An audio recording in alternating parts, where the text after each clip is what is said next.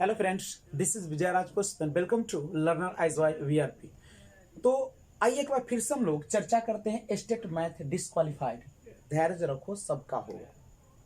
ये क्या है माजरा? आखिर क्या हो गया है हमारे बिहार में? कभी नॉर्मलाइजेशन का प्रोसेस,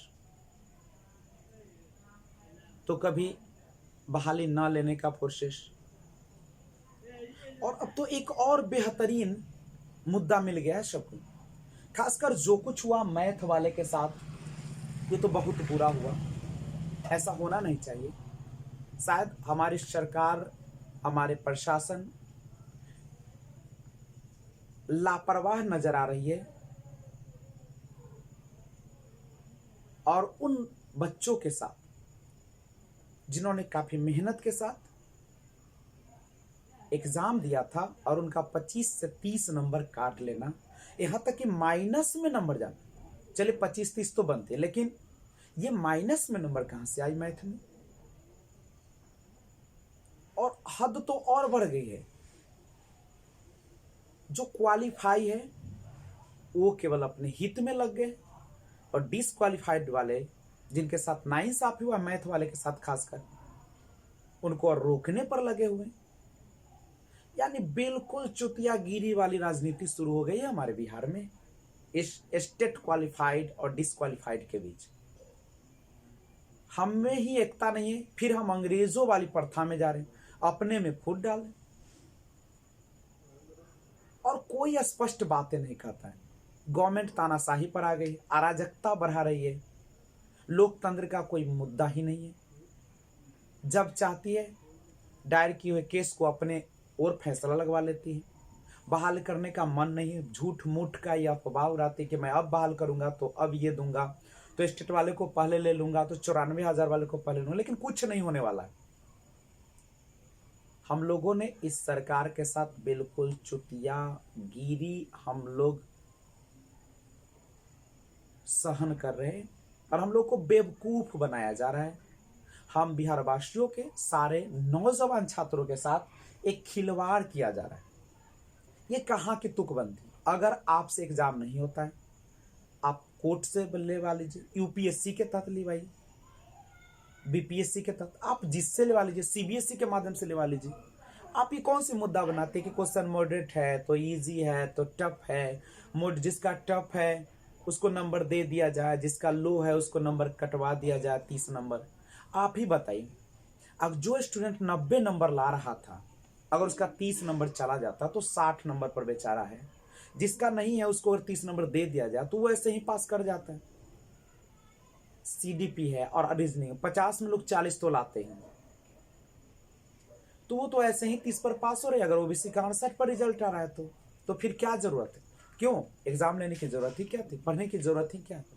वैसे ही एग्जाम ले लिया जाए।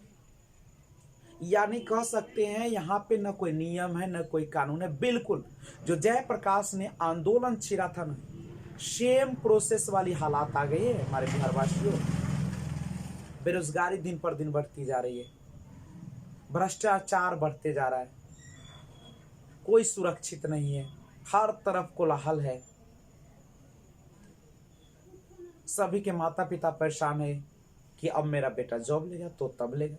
94,000 बहाली की बात करो, ये कई सालों से लटका है। कभी केस का मुद्दा तो कभी कुछ कुछ ऐसे फैसला दे देते हैं जिससे लोगों को केस कोर्ट जाना पड़ता है। तो मैं मैथ वाले के साथ एक ही गुजारिश करता हूं कि आप सभी एक हो जाए, एक ग्रुप पे, एक प्लेटफॉर्म पे, और सभी एक साथ सहमत होकर आप केस ही दायर करें। स्क्रूटनी ये सब बकवास है, कुछ होने वाला नहीं है।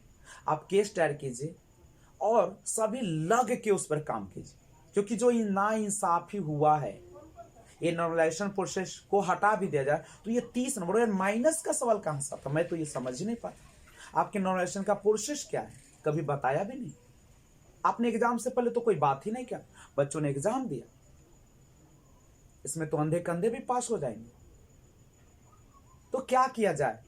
तो एक ही रास्ता बनता है कोर्ट का। आप कोर्ट जाए, अगर आपको हाई कोर्ट से नहीं बनते सुप्रीम कोर्ट जाया जाए, लेकिन सभी मैथ वाले एक हो जाए, सभी एकजुट आए, एक प्लेटफॉर्म पर आए, और सभी एक नंबर के माध्यम से कनेक्ट रहे, और सभी लोग कोर्ट जाए। मैं तो यही कहूंगा। और एक बेमिसाल मुद्दा को लगाए, और ये जो नाइंसाफी हुआ मैथ वाले के साथ, अरे ऐसा भी होता है क्या सीट ही खाली रह जाए? एक तो आपको बहाल करने का मन नहीं है, ऊपर से आप रिजल्ट क्या कम मार्क्स करके नहीं दिया जा सकता? अगर वो भी नहीं दे तो फिर से एग्जाम करवा लीजिए। लेकिन ऐसा कौन है जो इजी पेपर है तो उसको नंबर काट लिया जाए, कट ऑफ कर दिया जाए, जिसका टफ है उसको बढ़ा दिया जाए? ये कहाँ की प्रोसेस है? कौन सी इंसाफी की बात करते हैं? कौन सी ईमानदारी की बात करते हैं? कौन सी सरकार की बात करते हैं?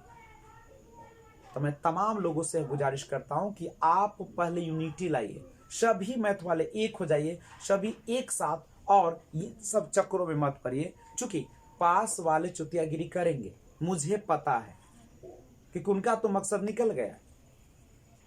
अरे इतना दिन अंग्रेज शासन किया हम लोगों के ऊपर, तो कहीं ना कहीं तो राज है।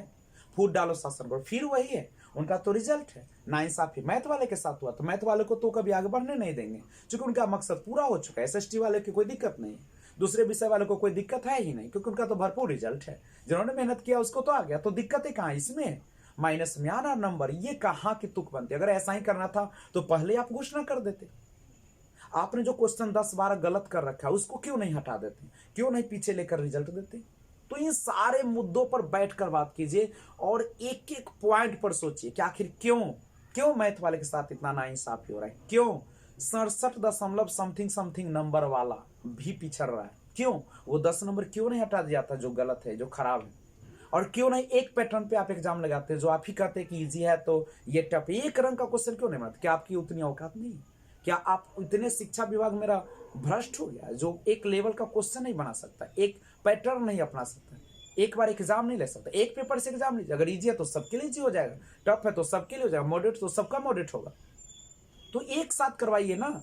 ये आपकी समस्या है, ये हम छात्रों की समस्या नहीं है। एक तो आपसे व्यवस्था नहीं होती, ऊपर से आप स्टूडेंट के जीवन के साथ खिलवाड़ करते हैं। क्या करेगा स्टूडेंट, कहाँ जाएगा? एक तो 10 साल पे एग्जाम लेते हैं, और ऊपर से ये तमाशा लगाते हैं ताकि बच्चे केस करे जाकर और ये रुक जाए प्रोसेस। वही तो प्रोसेस है। फिर स्टेट में क्या होगा?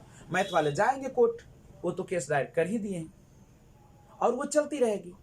क्या होगा? ये स्टे हो जाएगा, आपकी मनसा पूरी हो जाएगी। तो मैं शिक्षा विभाग के विजय चौधरी महोदय और मुख्यमंत्री नीतीश कुमार जी से मैं आग्रह करता हूं कि आप बच्चों के हित को देखें। अगर आपको लगा कि इजी है, मॉडरेट है, टफ है, तो आप फिर से एग्जाम करवा लीजिए ना। आप क्यों इस धंधे में लपेट रहे? क्यों बेरोजगार बना रहे? क्यों सबको एक अभिप्रेरणा को नीचे दबा रहे? तो मैं तमाम